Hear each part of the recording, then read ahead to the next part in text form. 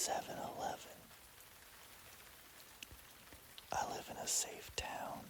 They say it's great for raising kids, but what people mean is it's pretty boring. We do have one thing though. There's this amazing gravel trail that goes along a canal for miles and miles. For about 7 miles, there's a lake on the other side, and you're rewarded with beautiful views of water on both sides of the canal. In the fall, the leaves drift down onto the stagnant water, and the colors are unbelievable. In the winter, you sometimes get this mist that rises from the water and envelops the stark branches that hang over the trail like a skeletal canopy. It's almost magical when you're there alone, and the only sound is your breath and your heartbeat. Some people do get creeped out by the fog, but the seclusion has always been comfortable to me. It's only a problem if there's a flock of geese or something on the trail, and there's no way to get around them. I only mention all this because it's important to understand that you can't really get off this trail once you're on it. In the winter, the water is freezing and there are miles of forests on the canal side. So if you're on a run and you're halfway along the lake, you can't just bail out. There was this one incident when I was little. Another kid, Riley, was playing along the path one afternoon and didn't come home. A few days later, the police found his body deep in the woods across the canal. He had swam through the canal, wandered through the forest for a few miles, and curled up beneath a tree to die. His clothes were blocks of solid ice, frozen to his body. I have the image etched in my mind of his bike still being locked up at the trailhead when I walked down to look for him with everyone else. Except he was never going to come back and get it, and nobody knew the combination to the lock. I didn't even know Riley that well, but the realization really set me off as a kid, and I cried myself to sleep for days. All these years later, that image still really gets to me. After that, the town started closing the trail at night, but we eventually came to terms with it as a freak accident, and every kid knew not to go in the cold water. Though, I always wondered why he so abruptly went into the woods like that. He was a smart kid, and he was only a half a mile from the trailhead. If you grew up in a town like mine, you probably forgot to look over your shoulder every once in a while. I know I did. On one cold December day, I pulled out of my parents' driveway, even as the shadows lengthened and the sun started to dip behind the row of trees at the end of my street. I was pretty serious about cross-country back then, and with regionals coming up, there was no chance I was skipping my workout. I didn't think about the trail curfew, which I had ignored so many times anyways, and regardless, I wasn't planning on taking a swim. When I got to the trailhead in the fading light, the parking area was already closed, but I parked off the road, hopped out of my car, and set off at a blistering pace along the narrow trail. I've done a lot of runs along that trail. It was always very simple. I had so much familiarity with the trail, with the gentle curves and rolling of the gravel beneath my feet. I should have been on autopilot, as I had been every other time. But this time, I became keenly aware of the empty trail stretching behind and before me, the trees seeming to encroach from either side. The mist started to rise from the canal, but this time, it was anything but comfortable seclusion, and the trail had started to fade away behind me as I pushed further ahead. Maybe it was because I had left my earbuds behind this time, and the silence was just a little more oppressive than usual. I checked my shoulder. What am I even looking for? The trail is empty. I turned back around and reminded myself that I was just being a chicken. The most important thing was to crush this workout. As I kept going, I started to feel more comfortable. The fog had started to thicken, but I could barely make out the moon above me, lighting my way forward. My breathing and heartbeat stabilized as the mile markers passed by one after another, my feet churning at the ground below me.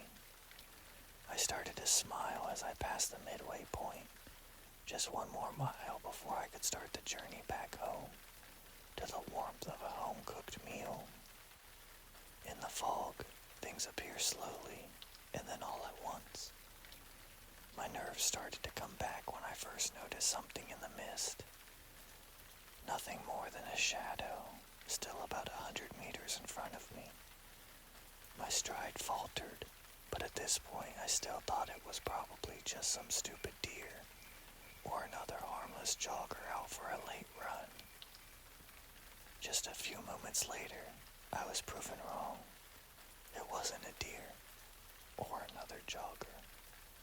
It was a man, tall, hands in the pockets of his oversized coat, walking in my direction.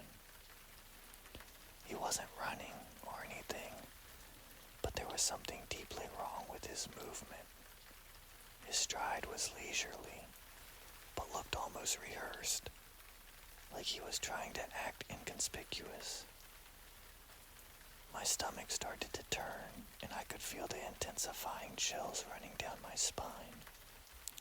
He's probably just a guy out on the walk, I thought, the logical part of my brain straining to regain control against my rising panic. I pretended to check my watch, turned around, and started back the direction I came from. I checked again over my shoulder. Is he walking faster now? Holy shit, he definitely picked up the pace just now. The internal alarms became tornado sirens as I started panicking, my breath becoming ragged. No normal person would speed up like that.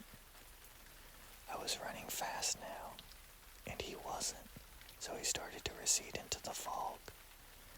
For the first time, the black and freezing water lying on both sides of the trail was no longer just a beautiful view.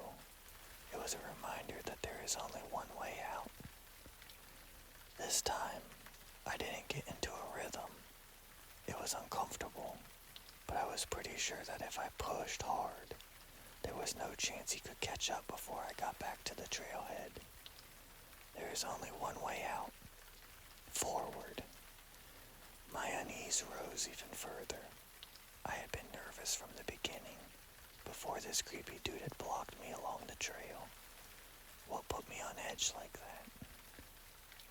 And then, at the 2-mile marker, the horrifying realization hit me all at once. There is only one way out. A fragment of memory from the start of my run exploded into focus.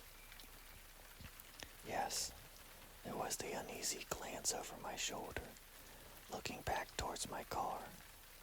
But this time, there was also a faint beam of light, almost swallowed by the fog, barely visible as the trail fell away behind me. The faraway sound of an idling engine cutting out, and then the silence. At the time, I hadn't even noticed it. Was there someone behind me back there? For the second time, I stopped short. The adrenaline was pumping through my body. I was gulping in air in ragged bursts, and my heartbeat hammered against my rib cage. I couldn't see the trailhead from there. I couldn't see more than 50 meters down the trail in either direction, so it was hopeless.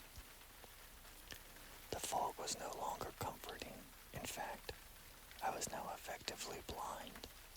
Behind me, the lake may as well have been an ocean stretching into the fog. The black water of the canal opened up in front of me, mirroring the thickly packed trees on the other side.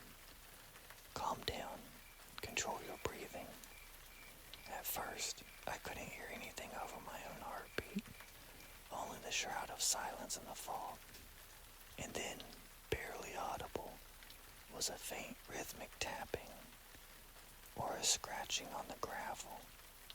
Footsteps, coming from the direction of the trailhead. The blood turned to ice in my veins, and the steps were getting louder now. Not running, deliberate, leisurely, sinister, just like before. The fog was so thick, I wouldn't have been able to see someone until they were essentially on top of me.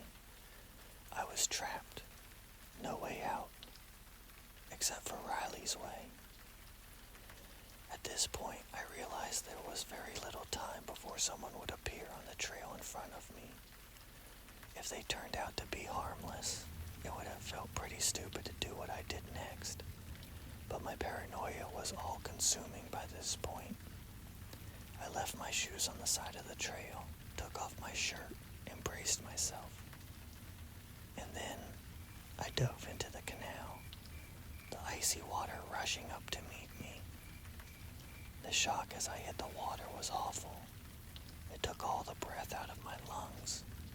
My entire skin burned on contact, stinging deeply. I'd expected to get numb at some point, but it only got more painful. If I had gotten a muscle cramp, I would be dead. But somehow, after fighting through the viciously cold water, I clawed myself up the opposite bank. I was shivering uncontrollably, and I looked back across the canal. They were looking back at me. Two men, both tall, standing next to each other, the darkness and fog almost enveloping them. But now, only 40 feet separated us. If they're harmless, then call 911 right now and get me medical attention. I was still hoping. They just stood there, still and seemingly controlled, heads slightly tilted. There was a robotic blankness there, behind their eyes, like you would see in a bad animation. But their faces twitched frantically, their expressions shifting from one incomprehensible emotion to another, as if there was a violent and unpredictable current tearing their minds apart from the inside. I was mesmerized, unable to tear my eyes away from theirs. Something inside them was deeply wrong, in a way I'll never be able to understand. I still see those twisting faces in my nightmares, those broken, empty eyes staring out from the darkness. I've never seen anything like that again. And then, the waves of pain and adrenaline came rushing back, and I staggered backwards. I inhaled the icy air, fighting back to life, knowing beyond doubt that they could and would stand there all night to watch me freeze to death, just like Riley. But now there was only one way out, through the miles of thick forest. I was pretty sure there was a country road on the other side, or maybe a farmhouse. I gathered the last of my strength and forced my aching body to limp towards the tree line. The downed branches tore at my feet, but quickly I was swallowed by the forest and fog. Before disappearing entirely, I looked one last time over my shoulder at the other side of the canal. There was now only one man standing there. I don't know how long I was in the forest. I faded quickly, even as I was pushing forward on my numb and rubbery legs. And every snapping branch, every rustling of the leaves against the wind became the sound of footsteps in pursuit.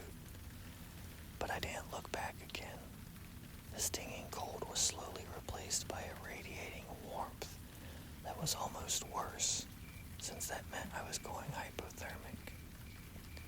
They taught us the symptoms of hypothermia after Riley died, and suddenly, there was the tree line. The fog had cleared up at some point, and as I stumbled forward, I could see the moonlight on the open fields. There was a road, too, winding between the barren fields. I could feel my heart soaring as I pushed through the last few trees. Freedom. I was going to make it back home. Then I saw the car. It was parked beneath one of the tree breaks, and I almost hadn't noticed it at first. The lights and engine were off, but I could make out a figure hunched over the steering wheel, as if he were waiting for something. What was he waiting for?